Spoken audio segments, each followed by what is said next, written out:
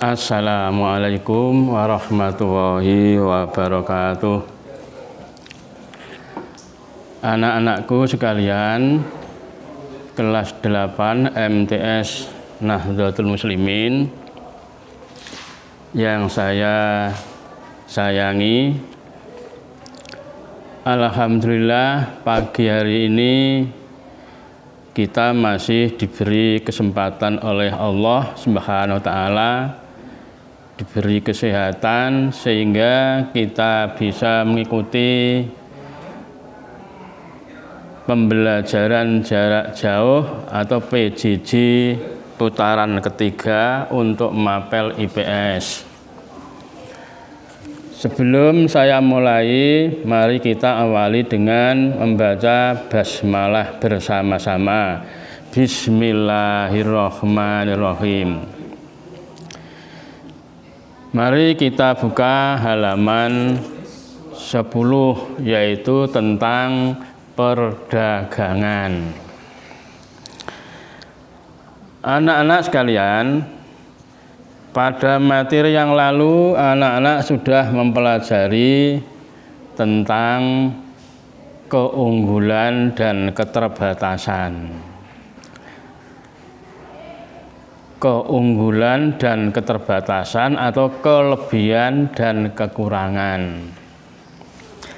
Dengan adanya keunggulan dan keterbatasan ini, masing-masing ruang, masing-masing daerah, masing-masing wilayah atau masing-masing negara mempunyai keunggulan dan ada yang mempunyai keterbatasan, sehingga keunggulan dan keterbatasan ini termasuk salah satu faktor yang mendorong terjadinya interaksi yang dikenal dengan istilah perdagangan, interaksi antar ruang. Perdagangan atau bisa kita sebut perniagaan itu adalah tukar menukar. Sebelum masyarakat mengenal uang, itu perdagangan dilakukan dengan cara tukar menukar antara barang dengan barang, yaitu yang dikenal dengan istilah barter. Sebelum masyarakat mengenal uang, perdagangan sudah terjadi, yaitu dilakukan dengan cara tukar menukar barang dengan barang, yaitu yang dikenal dengan istilah barter. Kelapa ditukarkan beras, beras ditukarkan ikan, itu namanya pertukaran antara barang dengan barang atau barter. Nah, setelah pertukaran barter ini berjalan cukup lama kelamaan manusia banyak mengalami kesulitan untuk melakukan pertukaran, sehingga muncullah keinginan manusia untuk mempermudah pertukaran. Bagaimana caranya bisa melakukan pertukaran dengan mudah? Akhirnya terjawab, yaitu manusia dengan mencetak uang. Mula-mula adalah uang barang. Uang barang lama-lama mengalami kesulitan. Akhirnya manusia mencetak uang yang bahannya dari logam. Uang yang banyak dari logam lama-lama juga mengalami kesulitan, terutama kalau kebutuhannya jumlahnya besar. Ingin membeli mobil misalnya harganya sampai jutaan, kok uangnya logam semua, ya sulit ya untuk membawanya.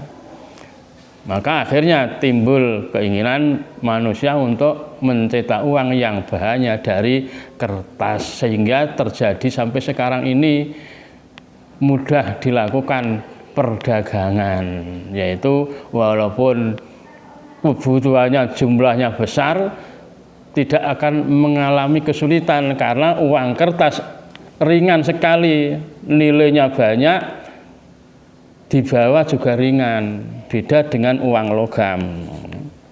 Nah, itulah sedikit mengenai asal mula terjadinya perdagangan. Jenis-jenis perdagangan dilihat dari jumlah barang yang diperdagangkan, dilihat dari jumlah barang yang diperjualbelikan. Jenis perdagangan itu dikelompokkan menjadi 3, ada perdagangan besar, ada perdagangan sedang, dan ada perdagangan kecil. Perdagangan besar adalah kegiatan perusahaan yang menjual atau membeli barang dari eksportir atau importir. Jadi perdagangan besar itu meliputi ekspor dan impor. Negara yang mengekspor otomatis negara yang mempunyai kelebihan, mempunyai keunggulan. Sementara negara yang mengimpor adalah negara yang memiliki keterbatasan, memiliki kekurangan. Nah, itulah dunia ini memang diciptakan oleh Tuhan itu berbeda. Makanya perbedaan itu adalah rahmat dari Tuhan. Seandainya kok dibuat sama, punya keunggulan semuanya, ya tidak ada interaksi, tidak ada perdagangan. Makanya terjadilah perdagangan ekspor dan impor. Itu perdagangan besar. Negara yang ekspor otomatis negara yang memiliki banyak keunggulan. Negara yang mengimpor adalah negara yang memiliki keterbatasan. Kemudian perdagangan sedang adalah kegiatan jual beli barang dari pedagang besar ke grosir atau kepada distributor. Perdagangan antara pedagang besar dengan para distributor itu perdagangan sedang. Sedangkan yang perdagangan kecil adalah kegiatan menjual dan membeli barang langsung ke konsumen. Perdagangan antara para pengecer, ya, para distributor kepada para konsumen. Itu adalah jenis-jenis perdagangan ditinjau dari segi jumlah barang yang diperjualbelikan. Dilihat dari tempat tujuan. Tempat tujuan barang yang diperdagangkan. Perdagangan dibedakan menjadi 2, yaitu perdagangan dalam negeri dan perdagangan luar negeri.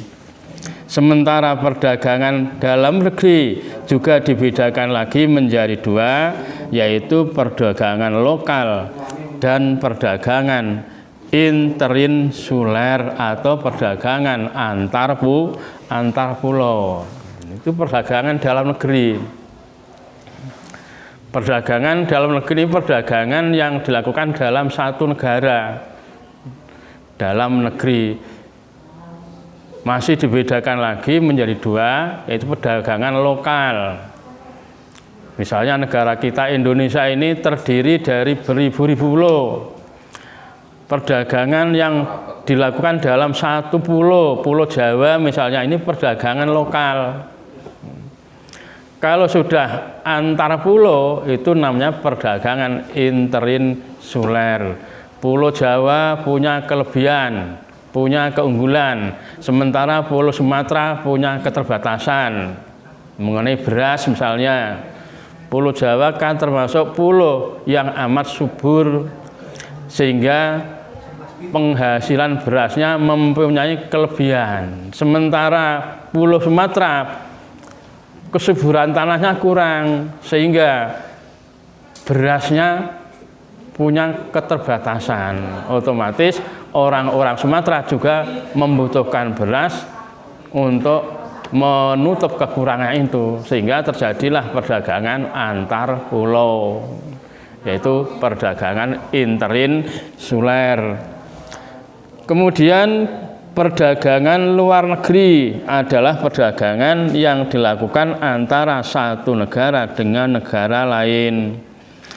Perdagangan luar negeri biasanya disebut perdagangan ekspor impor atau perdagangan internasional. Perdagangan internasional atau perdagangan yang terdiri dari ekspor dan impor. Kegiatan perdagangan luar negeri menggunakan alat pembayaran yang disebut devisa. Tidak seperti perdagangan dalam negeri. Alat pembayarannya ya pakai uang dalam negeri. Misalnya kita orang Indonesia ya pakai rupiah. Tapi kalau sudah perdagangnya sampai ke luar negeri itu bukan memakai rupiah. Rupiah di dunia internasional tidak laku di sana, pakai devisa. Alat pembayaran internasional itu biasanya yang disepakati oleh dunia internasional ya pakai dolar Amerika. Nah, kalau kita mengimpor bagaimana? Misalnya kita membeli barang dari luar negeri, sementara uang kita rupiah, bagaimana cara bayarannya? Ya, kita membeli uang dolar ke pasar valuta asing. Nah, otomatis rupiah itu nilainya dibandingkan dolar itu ya lebih rendah rupiah. Kita membeli uang dolar dulu ke bank. Setelah kita mendapatkan uang dolar, baru kita bisa membayar barang yang kita impor. Itu namanya devisa. Alat pembayaran perdagangan internasional adalah pakai devisa, bukan pakai uang kita sendiri, bukan kita pakai uang rupiah. Jadi devisa yaitu alat pembayaran luar negeri yang dapat diuangkan dengan mata uang asing. Adapun perdagangan antar pulau atau interinsuler adalah perdagangan di dalam satu negara yang dilakukan dari satu pulau ke pulau lain. Misalnya hasil industri yang diproduksi di Pulau Jawa dipasarkan ke Pulau Sumatera. Lah, karena Pulau Jawa dan Sumatera masih dalam satu negara Indonesia, ya uangnya tetap pakai rupiah. Jadi, itu perdagangan interinsuler, berbeda dengan perdagangan internasional. Nah, sekarang apa sih tujuan perdagangan antar pulau itu? Ya. Kita melakukan suatu tindakan apa saja itu harus punya tujuan. Kita melakukan apa saja harus memiliki tujuan. Kenapa sih kita kok belajar itu tujuannya apa? Tujuannya adalah untuk menghilangkan kebodohan. Kita ingin melakukan pertukaran antara barang dengan barang, atau kita ingin menjual sesuatu pada orang lain misalnya, itu punya tujuan. Pasti punya motif atau tujuan. Apa tujuan daripada perdagangan antar pulau, perdagangan interinsuler? Tujuannya tiada lain adalah untuk memperoleh keuntungan dan untuk memperluas jangkauan pasar. Untuk memperoleh keuntungan dan untuk memperluas jangkauan pasar. Daerah pemasaran, kalau daerah pemasarannya suatu produk kok memiliki daerah pemasaran yang luas, otomatis para produsen akan meningkatkan hasil produksinya. Tapi kalau kok suatu produk tidak punya jaringan, tidak punya jangkauan pasar yang luas, ya makin lama makin tidak bersemangat untuk memproduksi barang, karena tidak sesuai dengan tujuannya tadi, yaitu untuk memperoleh keuntungan dan untuk memperluas jangkauan pasar. Kemudian faktor-faktor yang mendukung atau faktor-faktor yang mendorong terjadinya perdagangan antar pulau atau antar daerah. Pertama adalah karena adanya perbedaan faktor produksi. Jadi berulang kali perbedaan terus. Yang perbedaan itulah dapat menyebabkan terjadinya perdagangan itu. Pertama adalah perbedaan faktor produksi. Ingat anak-anak, ada berapa faktor produksi itu?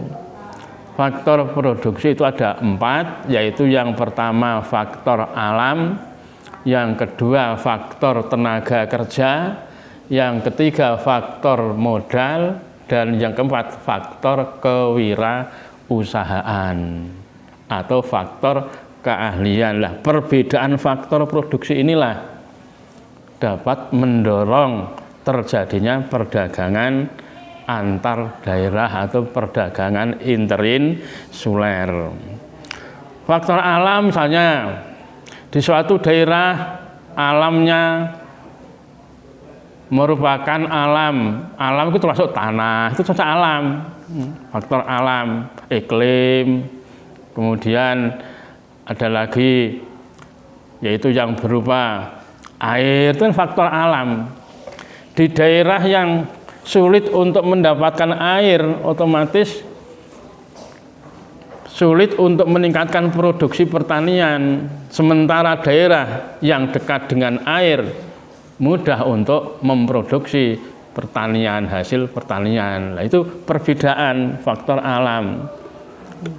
Faktor modal, misalnya daerah yang satu kekurangan modal, sementara daerah yang lain punya kelebihan modal, maka terjadilah pertukaran ini, yaitu yang punya kelebihan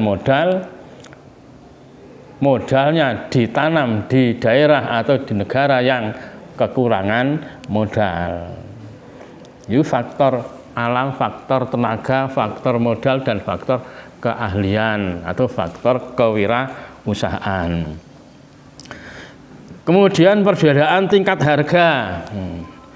Wilayah yang memiliki kelebihan produksi, khususnya tanaman pangan, tentu harga produksinya cenderung lebih rendah daripada daerah yang kekurangan produksi. Daerah-daerah yang memiliki kelebihan produksi itu berarti penawarannya meningkat. Kalau daerah yang punya penawaran tinggi, otomatis harganya itu turun. Di dalam hukum permintaan dan hukum penawaran itu apabila penawaran naik, harga turun.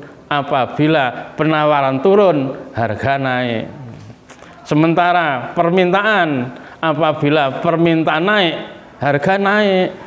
Kalau permintaan turun, harga juga turun. Maka daerah yang mempunyai kelebihan produksi, cara gampang itu barang sing didol kok saya akeh, harga cenderung turun. Seperti ini misalnya musimnya akan panen misalnya.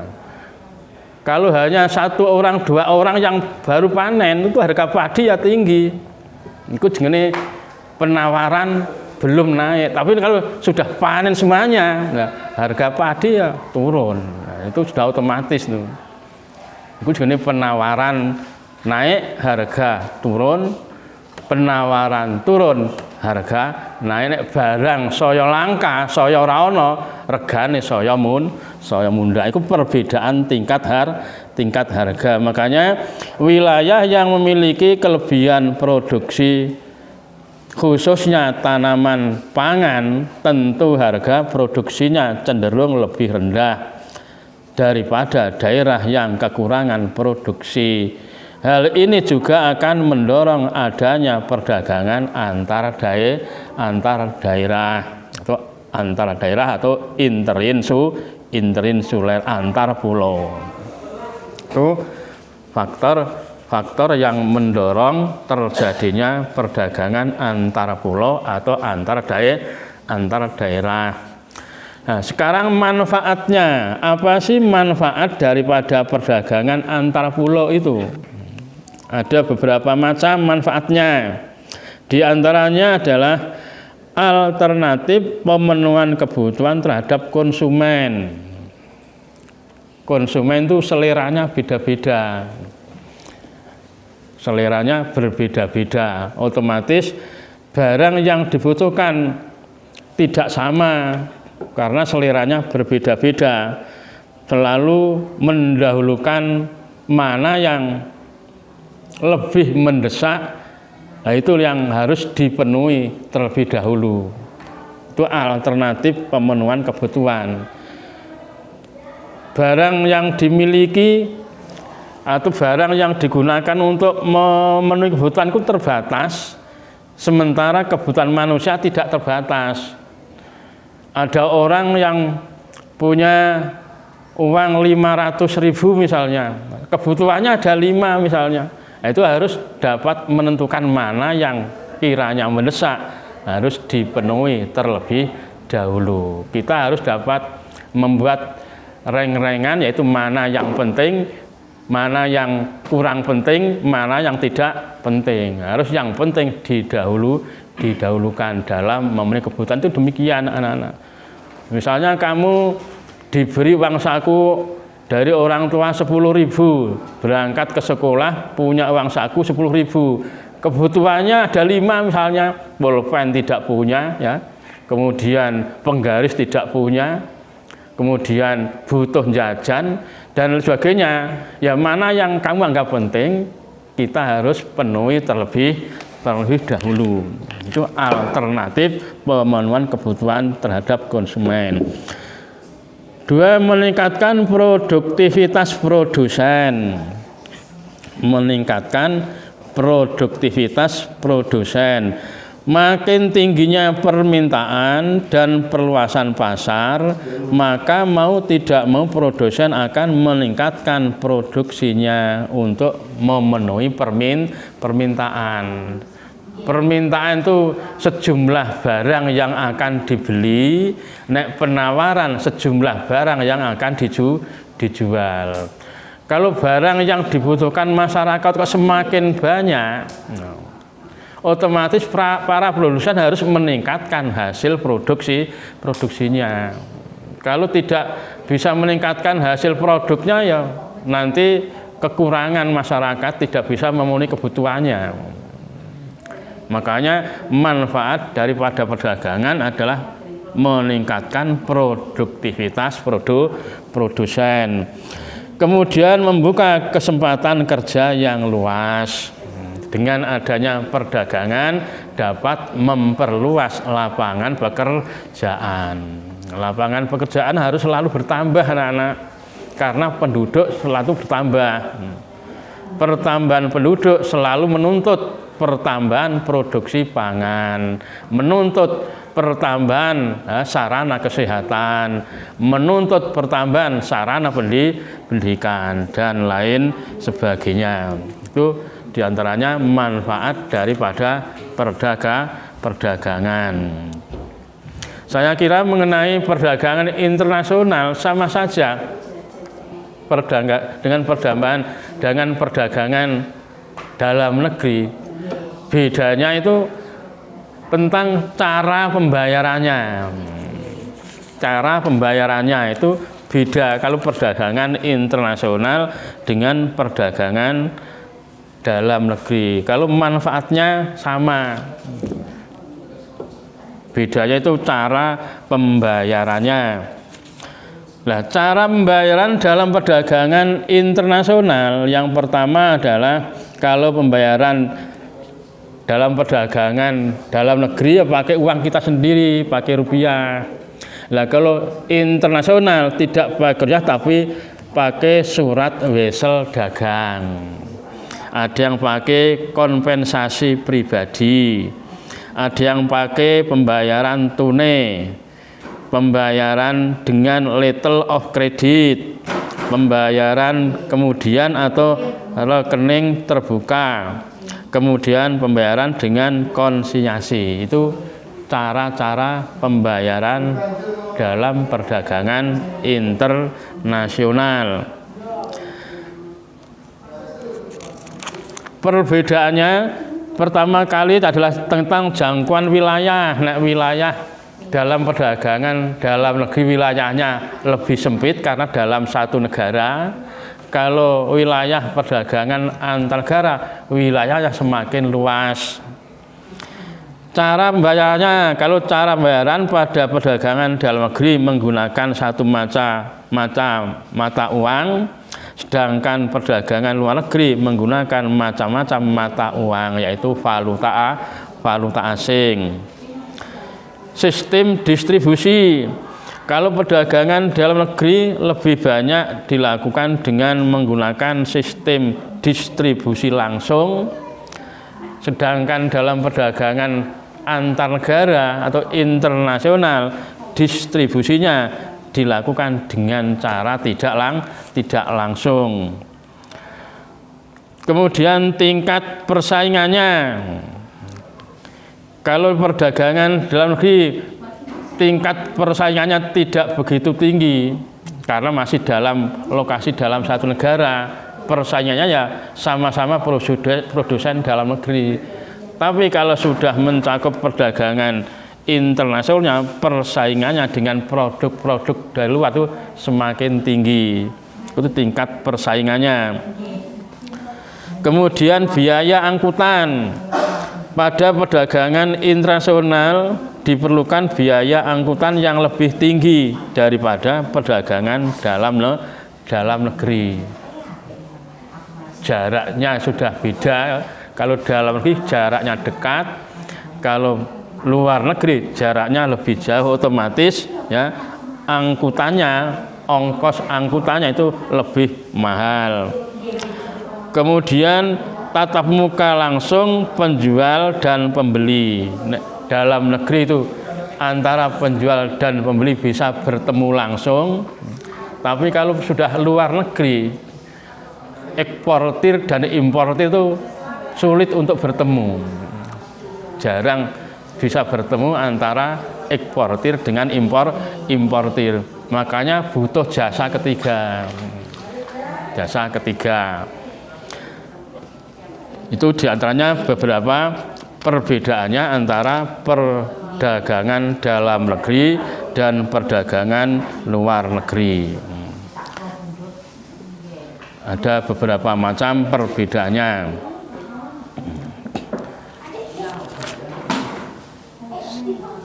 Saya kira cukup sekian untuk mapel IPS pada PJJ putaran ketiga. Maka nanti setelah mempelajari materi ini, anak-anak supaya mengerjakan soal-soal di bawah ini. Sekian dari saya, kami akhiri. Assalamualaikum warahmatullahi wabarakatuh.